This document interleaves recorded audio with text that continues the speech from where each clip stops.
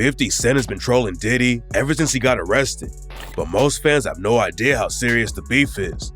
From 50 getting blackballed in the industry to his homies getting killed in the streets, Diddy's been around for it all, and today we're breaking down the whole crazy story. Everyone has been seeing 50 take wild shots at Diddy, but their beef goes all the way back to when 50 Cent was trying to break into the rap game. 50 Cent came up in the streets of Queens and was active in the trenches way before he got into the rap game. 50's mom hustled drugs in the street, but she tragically died in a fire when 50 was just 8 years old. 50 ended up living with his grandparents, and by the time he was 12, he was already moving weight just like his mom. 50 got arrested for drugs and guns a couple of times, and that's when he decided to start rapping. Back in '96, 50 linked up with Jam Master Jay and was on his way up. They recorded a full album together that never got released, and then 50 got a deal with Columbia Records. 50 dropped his first record, Power of the Dollar, in 2000, and his name was buzzing in New York off his track How to Rob.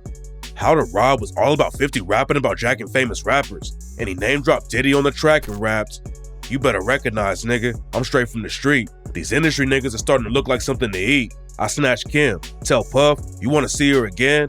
Dance your ass down to the nearest ATM." 50 also talks about robbing Jay-Z, Wu-Tang Clan, Fat Joe, and way more, and the track blew up in the city. Nas heard the track and wanted 50 to go on tour with him, but then 50 got shot up and everything changed. 50 got hit up 9 times and almost died. Then while he was in the hospital, Columbia Records dropped him from the label because of his track Ghetto Quran. Ghetto Quran is allegedly why 50 got shot because he name-dropped a dude named Kenneth Supreme McGriff. Supreme allegedly put a bag on 50's head, and when 50 survived the shooting, Supreme told everyone in the industry to stop rocking with him. 50 couldn't get anything popping in New York after that, so he went up to Canada and got right back to the grind. Back in the day, rappers didn't really put out their own mixtapes. Usually it was DJs making the tapes. But 50 Cent changed all of that. 50 started recording his own tracks using the hottest beats on the radio and made his own mixtapes. Everyone was rocking with 50's new music, but a lot of labels were afraid to sign him because 50 was too street. People in New York were paying attention though, and in 2001, 50 linked up with Diddy and started ghostwriting for him. Diddy was dating Jennifer Lopez back then, and she's the one who pushed Diddy into working with 50 Cent. 50 wrote Diddy's verse on the track Let's Get It, and rumors were flying that 50 was going to sign a deal with Bad Boy Records. But according to 50's homie Tony Yayo, Diddy didn't want to make the deal because of 50's drama with Supreme. Okay. We went for Bad Boy. A lot of people don't know that. We had the meeting, and it was so crazy that Diddy didn't sign him. I know that was one of the biggest mistakes of Bad Boy. And you know, the Preem situation, and you know, a lot of people were scared of Preem. 50 wasn't. According to 50 Cent, he never really wanted to work with Diddy, even when he was trying to get started in the rap game. 50 told the Hollywood Reporter that when he got back to work after the shooting, Diddy was hitting him up to come write verses, and 50 didn't want to do it. But his baby mama told him they were broke and needed the money, and that's why 50 started working with Diddy. A lot of people didn't even know that 50 Cent had been ghostwriting for Diddy, but in 2002, 50 dropped the track You Not Like Me and rapped, "Hoes be like, 50, you so witty. On the dick like they heard, I ghostwrite for Diddy.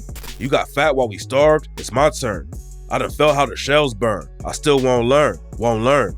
That same year, 50 remixed the track Niggas from the Notorious B.I.G. and rapped, "I run the city, and I don't dance around like Diddy. Niggas is giddy, till they're smack silly or spray with the Mac Millie. They don't want drama, really." 50 was taking little shots, but it wasn't real beef yet. And in 2003, 50 won Best Rap Video at the MTV Music Awards for In the Club. Diddy was the one announcing the winner, and he showed 50 love and dapped him up on stage. Then a year later, Diddy was celebrating the 10th anniversary of Bad Boy Records. He dropped an album called 10th Anniversary, The Hits. Diddy featured 50 and his homie Lloyd Banks on the track Victory, and Diddy rapped, "Yo, the sun don't shine forever, but as long as it's here, then we might as well shine together. Better now than never. Business before pleasure. P. Diddy and the fam. Who you know do it better?" 50 Cent and Diddy were cool, even though 50 had taken a couple shots at him in the booth. They were even linking up in the studio. But then in 2005, everything started to fall apart, and it was all sparked because 50 wanted to sign one of Diddy's artists. After the Notorious B.I.G. got killed, Mase stepped up and kept Bad Boy Records from going under. Mase's first album dropped a year after Biggie died and debuted at #1 on the poppin' R&B charts. Mase had a ton of hit tracks and was carrying the whole Bad Boy label, and in '98, he started his own label called All Out Records. Fans couldn't wait for Mase's next project, and in '99, he dropped his album Double Up and sold over 100K copies in the first week. Mase was one of the hottest rappers in the game, but then he shocked everyone and announced that he was retiring to become a pastor. There's a lot of different rumors about why Mase left the rap game. Some people claim that Mase was involved in a deadly beef with a hustler from Harlem named Baby Mane. Baby Mane and Mase allegedly started beefing over a woman, then Mase's homie Pop Lottie got involved with the situation too. Pop Lottie was another well-known dude in the streets, and Baby Mane allegedly sliced Pop Lottie in the face. Most of the stories just rumors that were never confirmed, but Pop Lottie and Baby Mane both ended up getting killed, and a lot of people think Mase was running from the beef. But according to other sources, the real reason Mase retired is because he didn't want to be around Diddy anymore. Diddy's the one who put Mase on when he was trying to get into the rap game, but Diddy played him and convinced Mase to sign a bad deal. Mase grew up playing basketball with Cameron, and when Cameron decided to take rap seriously, Mase brought Cam to Biggie instead of Diddy. Mase already had a deal with Diddy, so people thought Cam would do the same thing, but Mase said he took Cam to Biggie instead because he knew Biggie wouldn't try to play him like Diddy would. A few years after Mase retired, he decided to come back to the rap game and started rocking with 50 Cent. 50 brought Mase on tour with him, and Mase told MTV that 50 Cent and Jay-Z were the only ones who had reached out to sign him. Diddy said in interviews that he would be cool with Mase signing to 50's label, and everyone thought Mase was about to join G-Unit. 50 even put Mase in the video for his track Window Shopper, and what a lot of people didn't know is that 50 was taking shots at Diddy on the track too. The track opens up with 50 saying, "The top feels so much better than the bottom, so much better." Everyone thought 50 was talking about taking over the rap game, but it was also a shot about Diddy hooking up with dudes. And in 2018, 50 confirmed that the line was about Diddy. Mase was also featured on the soundtrack for 50's movie, Get Rich or Die Trying, but their deal never went through because of Diddy. 50 was ready to spend $1 million to buy Mase out of his Bad Boy contract, but Diddy tried to play him and asked for $2 million. 50 said Mase wasn't worth $2 million with $2 million in his pocket, and told DJ Funk Flex that Diddy tried to pull some sucker shit with the deal. Yeah, I was like, what you looking for that? He said $2 million. I'm like, Mase ain't worth $2 million with $2 million in his pocket. Is you crazy? It was clear that Diddy was just trying to play 50, because Jimmy Iovine even offered to let 50 and Diddy keep all the profits from Mase's next project. 50 Cent was under Jimmy Iovine's label, Interscope Records, and usually Interscope would take a lot of money from anyone on 50's label, but Jimmy Iovine knew that 50 wanted the deal with Diddy to work, so he offered to let them keep all the profits that Mase's album made. It was a crazy deal, but Diddy still didn't go for it just to mess with 50. After the Mase deal went left, 50 really started beefing with Diddy and dropped a wild diss on him and rapped, "Who shot Biggie Smalls? We don't get him, they gon' kill us all." Man, Puffy know who hit that nigga. Man, that nigga soft. He scared them boys from the west side or break him off.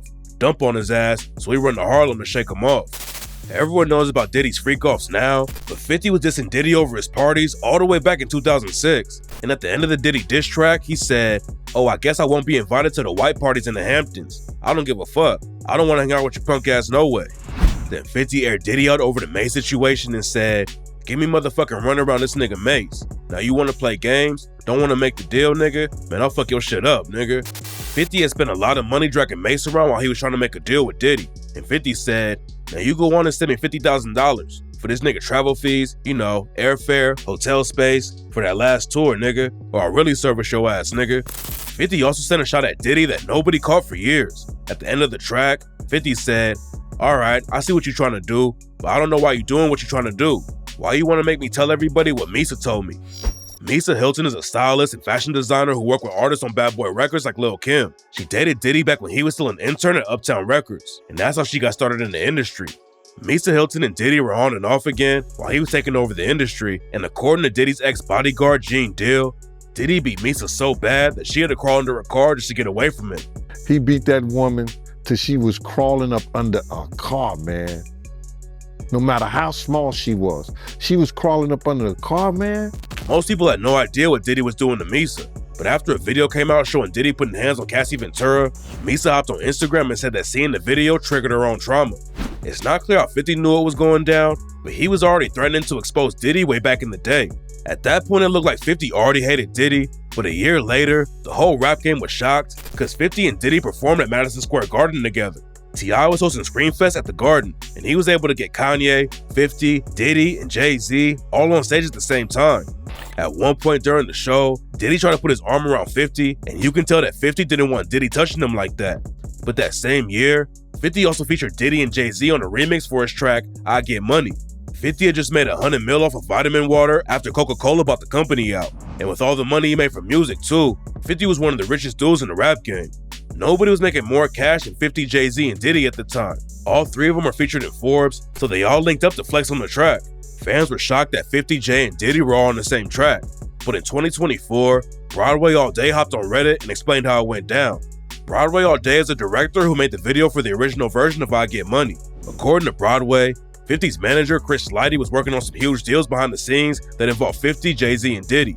50 agreed to put Jay-Z and Diddy on the track even though there was some drama, but the business deals never worked out. In 2024, after Diddy got booked by the feds, 50 Cent went on The Breakfast Club and talked about the track.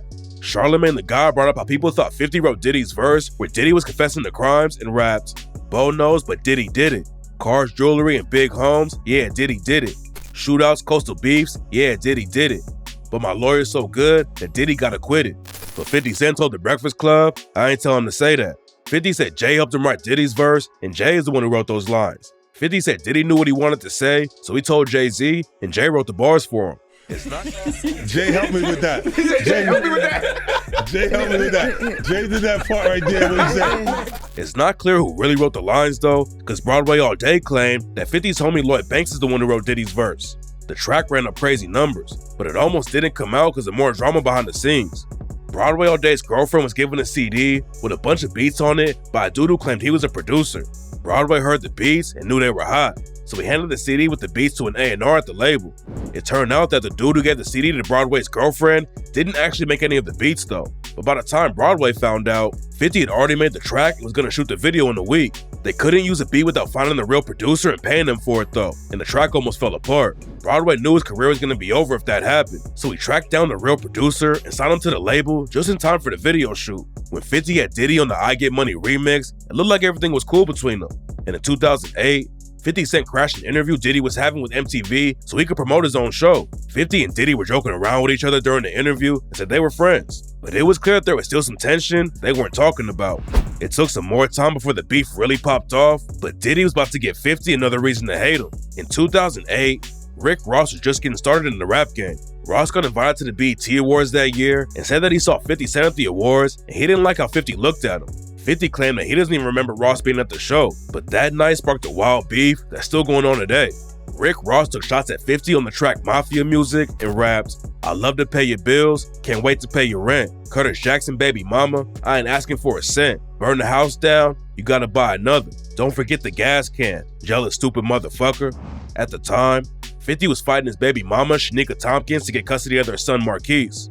The house where Shanika was living ended up burning down, and she accused 50 of paying some goons to start the fire. Mr. Jackson business. You did think so? Yes, I know so. Why do you say that? He threatened me on Monday. He did. He threatened me. Look, watch what I'll do. I'll have someone come kill you. He threatened me. Someone threw something through the window and the house just ignited. Couldn't even make it downstairs. We had to jump out the window. You think he hired someone to do it? Yes, of course. I know he's too much of a coward to do anything himself. After Ross took a shot at 50 over the situation, 50 told Ross straight up that he was gonna ruin his life just for fun. I'm deciding to fuck your life up.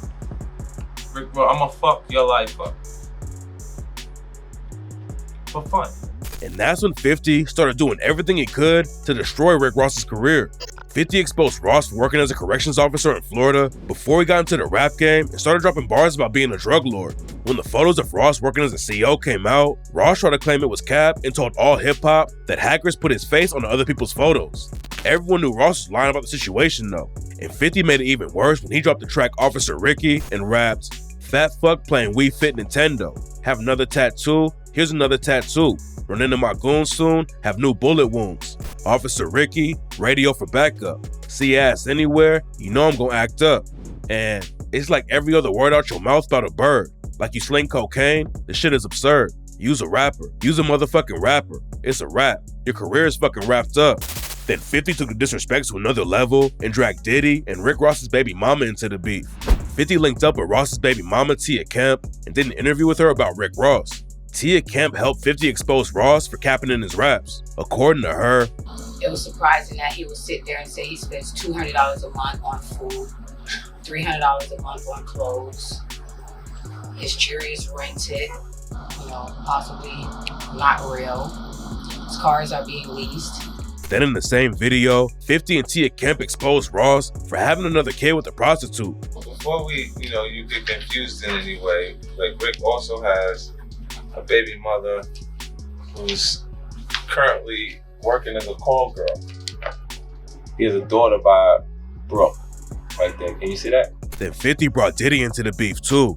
Back then, 50 was tied with Floyd Mayweather, so he clowned Ross again and brought Tia Kemp and Ross's son to Floyd Mayweather's crib in Las Vegas. Diddy looked like he didn't know what was going on in the video and didn't want to be there. And it turns out there was more going on behind the scenes. In 2010, Diddy and Ross started linking up in the studio, and Diddy became Ross's manager. 50 doesn't rock with anyone who's cool with his ops, and Diddy was obviously choosing a side, and he even started a new crew at Ross called Bugatti Boys. 50 has always been dissing dudes who cap about their lifestyle. One of his first hits was the track Wanksta, and 50 took shots at studio gangsters with bars like, "You say you a gangster, but you never pop nothing. We say you a wankster, and you need to stop fronting." Everyone knows that Ross was capping about moving weight in the streets, but Diddy has been lying about his come up ever since he started Bad Boy Records. Diddy has always acted like he grew up in the trenches of Harlem. Diddy's dad was affiliated with a serious drug lord named Frank Lucas, and a lot of people thought Diddy had street ties too. But Diddy actually grew up in a rich area of New York called Mount Vernon. Diddy wasn't hustling in the streets when he was a kid like 50, because Diddy was going to a private school, playing football, and serving as an altar boy. Then after he graduated from the private school, Diddy went to Howard University and majored in business.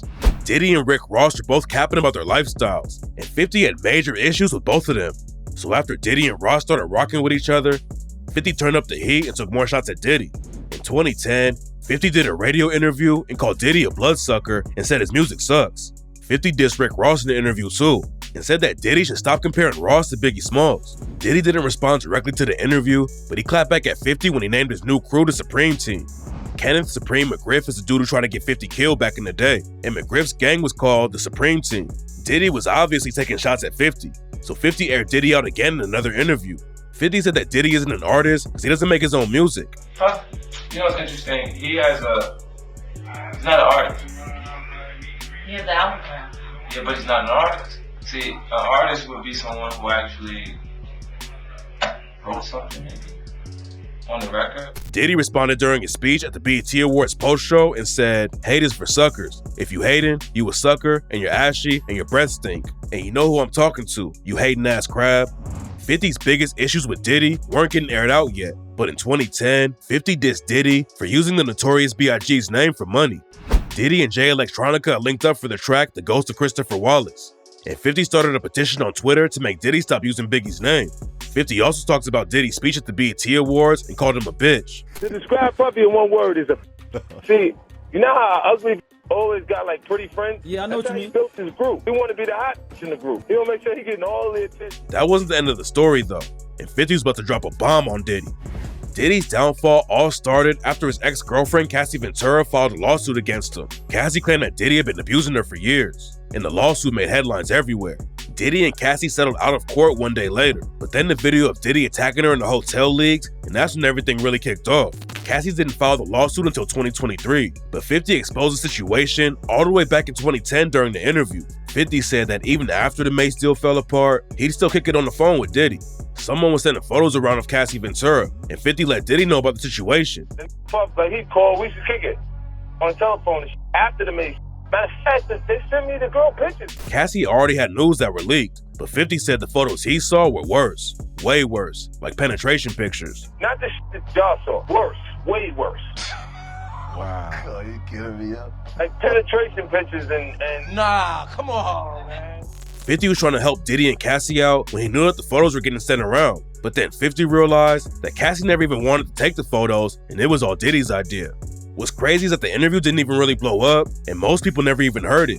Then a month later, 50 did another interview and said that he had talked to Diddy and made it sound like everything was cool. For a couple years, it looked like the beef was really over. But then in 2012, 50 made a post out of nowhere and exposed Diddy for allegedly hooking up with James Cruz. James Cruz has connections all over the industry and has done business with Diddy and 50 Cent too. Nobody knows why 50 exposed him like that, but Tony Yayo pretty much confirmed the rumors when he did an interview with Vlad TV. Apparently 50 and James Cruz got into some kind of fight back in the day, and 50 yelled at James Cruz and said, "You fuck Diddy." He said James Cruz F Diddy. After that, 50 was trolling Diddy like crazy. 50 posted a photo of Rick Ross and Diddy where it looked like they're about to kiss, and 50 captioned it, "Good morning, girl. Love is in the air." Then Diddy, Rick Ross, and French Montana linked up for the track Big Homie, and 50 called it garbage. It was clear that 50 had some real personal beef with Diddy, but he was also using the drama to make more money. Diddy had a deal with Ciroc Vodka and was known for pushing the brand everywhere he went. Then in 2014, 50 got into the vodka game too and made a deal with Effin. The deal was huge for 50, and he started making headlines by dissing Diddy and Ciroc. 50 was taking shots at Diddy's homie French Montana too. 50 posted a photo where it looked like Diddy and French Montana were basically cuddling, and 50 said, What in the effing vodka world is going on in this picture, man? Something not right.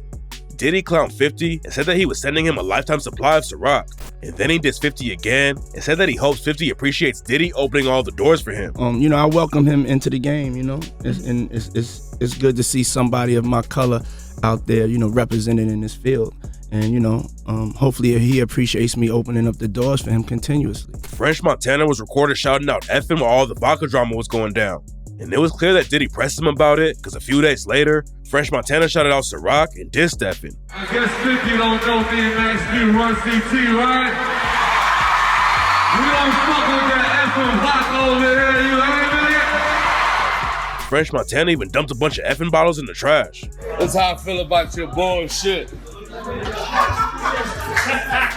What the fuck is this? And then 50 claimed that Diddy assaulted French Montana just like he did James Cruz. Yo, I just seen a clip of French Montana throwing bottles of effing in the garbage. You know, Puffy called him like, you said you fucking like this shit. You fucking bitch, you want your record out, don't you? You fucking dummy. You fucking playing. They fucking putting us out of business, you fucking asshole. You better do something. The beef about the vodka kept on going, but 2018 is when everything really started popping off. Diddy went on Drink Champs and was acting weird the whole time. Diddy was saying suspicious stuff the entire interview, but the part that went viral was when he told Fabulous that he wanted to party with him for his birthday. Did you miss me though? For real, because it seems like a thing. I miss his birthday with party, Puff, man. Man, but I'm talking about for your birthday. Huh? Why won't you party with me for your birthday, man? We partied for my birthday before. You came to my party. No, but me and you ain't never really party, you know what I'm saying? 50 clowned Diddy over the Fabulous situation. Then he exposed another crazy story about Diddy. Back in 2003, Diddy and 50 were both at Chris Slighty's wedding and ended up sitting at the same table. At that point, there wasn't any beef, but while they were at the wedding, Diddy told 50 that he wanted to take him shopping. He said something to me one time, a long time ago. At Chris Slighty's wedding, he told me he'd take me shopping. I looked at him like, what'd you just say? Let me move, man, before I do something. You're gonna make me mess up the wedding. After that, 50 wasn't comfortable being around Diddy anymore. And in 2024, 50 told the Hollywood Reporter, nah, I'm not fucking with this weird energy or weird shit. 50 said that even though he worked with Diddy a few times after the wedding, they were never friends and it was all just business. According to 50, Diddy is just a business person who takes advantage of artists and doesn't actually make anything. And since 50 is a real rapper, he didn't respect that. 50's Breakfast Club interview went viral, and Diddy clapped back on the same show. Diddy talked about the shopping story and said he was just being nice because he thought 50 needed some new clothes. I asked 50 about that, and he said you did the same thing to him. You asked him to take him shopping. Yeah, I thought he needed some clothes. Diddy was throwing shade in the interview, but at the same time, he said there wasn't any beef and claimed that 50 loves him. Hey, yo, I don't have no beef with I don't know why. With Fifth. He loves me. He loves me. The situation got quiet for a while, but then in 2021, Diddy made headlines when he started dating 50's baby mama, Daphne Joy. Daphne Joy and 50 had a son together named Sire in 2012, but the relationship didn't last long. 50 said that he wasn't pressed about it because he only fights with Diddy over business, not women. 50 was obviously heated though, because then he posted a photo of Sire and said, "That's your mommy over there with Puffy. Remember what I told you the other day? These bitches be crazy." The beef died down after that, but once the video leaked where Diddy put hands on Cassie Ventura in the hotel, 50 hopped on Twitter and started clowning Diddy again. After all the legal drama with the feds started, 50's been dissing Diddy like crazy. Diddy couldn't clap back at 50 anymore, so his son Christian, aka King Combs, stepped up and started beefing with 50. King Combs dropped the track Pick a Side and raps, "When all they had was 50 Cent, who put the city on the map? Stop lying. Pop's been hated on by so many men, and nigga, that's fine. They gonna try to stop these M&Ms, and they gonna die trying. Pull up to the south side, we locked and we got ties." 50 clowned King Combs on Instagram and said he felt so threatened by the things Christian is saying on his record, and "I'm afraid for my life. Please don't hurt me, guys." Everyone knows that beefing with 50 is a bad idea, and after King Combs dissed him, 50 brought up a lawsuit that claimed King Combs sexually assaulted a woman named Grace O'Marque. King Combs, Diddy, and some other people were on a yacht back in 2022, and Grace O'Marque was working on the boat.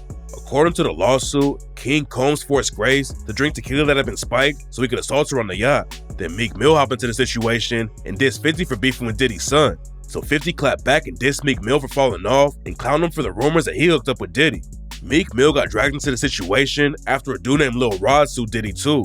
In Lil Rod's lawsuit, he said that Diddy was hooking up with a Philadelphia rapper who dated Nicki Minaj. And it was clear that he was talking about Meek Mill. Meek Mill was freaking out all over social media when the lawsuit came out, and after DJ Academics read the lawsuit while he was streaming, Meek said he couldn't wait to see Academics in person. Then Meek got clowned even more when he started making weird tweets about how much he likes hooking up with women. And after Meek dissed 50 over the King Combs situation, 50 started trolling him like crazy and posted a fake video of Diddy and Meek Mill in the Rick James music video. Diddy's son isn't the only one in the crew who sent shots at 50 though. A producer named Stevie J has been affiliated with Diddy and his Bad Boy label since the beginning. Back in the 90s, Bad Boy had a team of producers on the label called the Hitmen, and Stevie J was one of them. And after 50 started clowning Diddy for the lawsuits, Stevie J hopped on Twitter and said he wanted to shoot the fade with 50. I want to shoot the fade, nigga. Fuck all that. Since it's entertainment, let me beat the shit out of you on TV or something. Don't duck that. I'm calling you out. What you want to do, Curtis? 50 obviously wasn't worried about Stevie J though, because a couple days later, 50 took the trolling to another level when he posted a photo of Diddy's face mixed with Jeffrey Epstein's.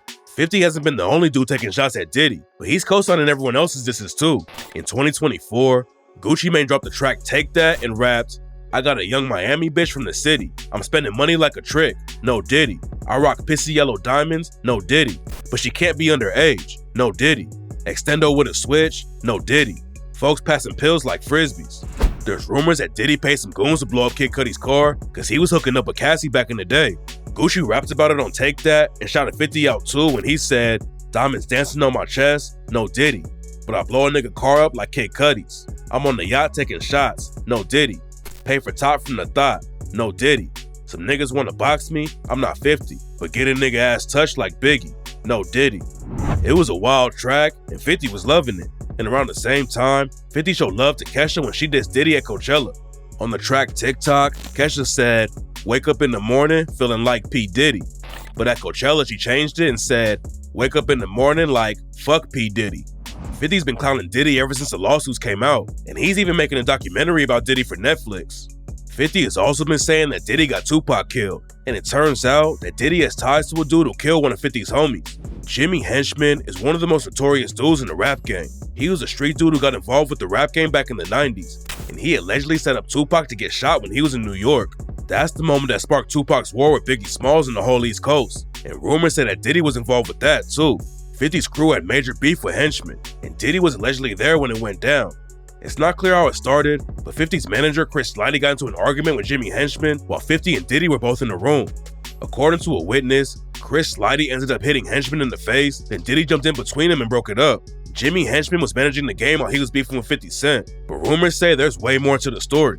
And in 2007, 50's homies Tony Yayo and Lodi Mack spotted Jimmy Henchman's son on the street and allegedly put hands on him.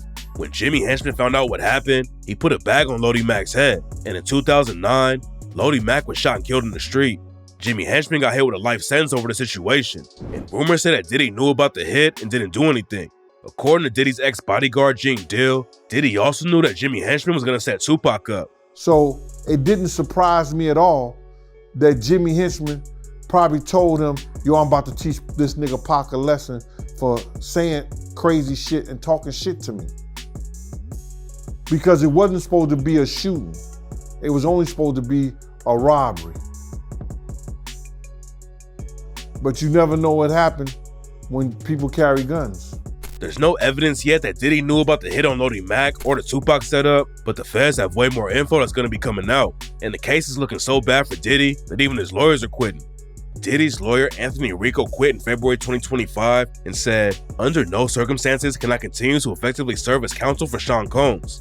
Nobody knows why Anthony Rico is quitting, but it must be something crazy because Rico's even defended famous terrorists. Anthony Rico's most famous case was when he defended Osama bin Laden in court. So if he's able to work with a dude like that and not Diddy, there's no telling what's about to come out during the trial. Nobody knows what's gonna happen next in the Diddy case, and the only sure thing is that 50 Cent is gonna be trolling him the whole time, no matter what happens.